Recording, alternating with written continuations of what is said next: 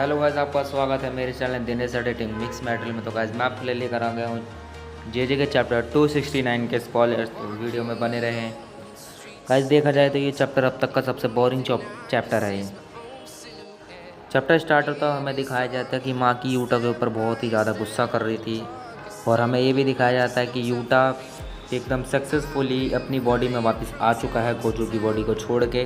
गुमी बोलता है कि इसका दिमाग हैंग हो चुका है पूरी तरीके से। ये इन्फिनिट वर्ड का असर है इसके ऊपर, जो मेरे ऊपर हुआ था जब मैं सुकुना के कंट्रोल में था। तब मेरे ऊपर भी कई सारे अटैक हुए थे, इसीलिए मैं भी ऐसा बन गया था।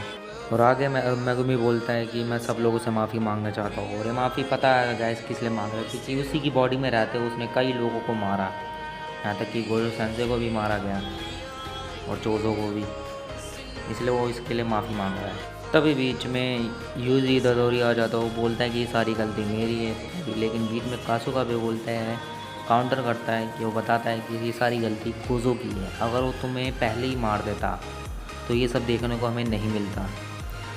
ये तो अच्छा है कि यहाँ पे यागा ने बचा लिया था यूजी को, और हमें ये बकचोदी देखने को मिलती है। और आगे तभी दिखाया जाता है कि यूटा की बॉडी जब हिल नहीं थी तो रीका कहाँ थी। गाइस हमें आगे दिखाया जाता है कि रीका पूरे के पूरे टाइम में यूटा की बॉडी को हील करने में लगी हुई थी, अपना आरसीटी यूज़ कर रही थी जब गोजो की बॉडी में यूटा था। तभी यूटा आगे बोलता है कि गेंजाकू अपने कई सारे अटैक एक साथ यूज़ कर लेता था, मल्टीपल टेक्निक्स यूज़ कर सकता था। तभी माकी कहती है कि अगर यूटा ने सही से ध्यान दिया होता तो ये फाइट बहुत पहले ही ख़त्म हो चुकी होती। और ये भी दिखाया जाता है कि तोदो ने ही यूटा की मदद करी थी केंजाकू को ख़त्म करने में, क्योंकि स्लैसेस का यूज़ करना पड़ रहा था। गाइस हमें धीरे धीरे पता चल रहा है कि सारे सीक्रेट्स क्या हैं, मतलब कैसे क्या हुआ था। अब धीरे धीरे हमें सारी चीज़ें पता चल रही है। आगे हम देखते हैं कि हिगुरुमे की एंट्री होती है। यस गाइस, हिगुरुमे की एंट्री होती है, और ये पता नहीं कैसे आ गया, क्योंकि इसको तो सुकुना ने बहुत बुरा मारा था। इसके हाथ काट दिए थे, दोनों टांगे काट दिया था, इसके बाद बचा ही गया था। लेकिन ये आते ही बताता है कि इनुमाकी की जो कर्स स्पीच है उसे काउंटर करना बहुत ही ज़्यादा इजी है। वो बताता हम इसका यूज़ तब करेंगे जब हम यूटा के डोमेन के अंदर होंगे, जिससे कई सारे अटैक एक साथ सुकुना के ऊपर होगा, जिससे वो झेल नहीं पाएगा इसको।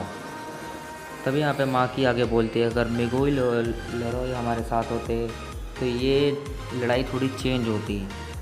कोई चीज़ को सुनते ही सारे लोग यूटा की तरफ देखने लगते हैं और बोलते हैं कि तू अपनी बंदी को देख क्या बोल रही हो।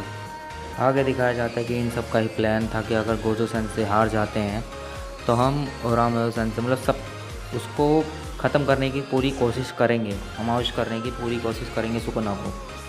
तभी यूजी आगे बोलता है कि मेरे हाथ दूसरा हाथ एक यूटा का ही एक टूल है, जिसकी वजह से मेरा ये दूसरा हाथ टिक पा रहा है, और यूटा के कारण ही सुकुना यूज़ नहीं कर पा रहा था डोमेन एक्सपेंशन को। तभी माँ की आगे कहती कि मैं यूटा के ऊपर सारा ब्लेम नहीं डाल दूँ, मैंने भी 2 ब्लैक फ्लैश खाए हैं। और तभी पांडा ये सुन के हंसने लग जाता है।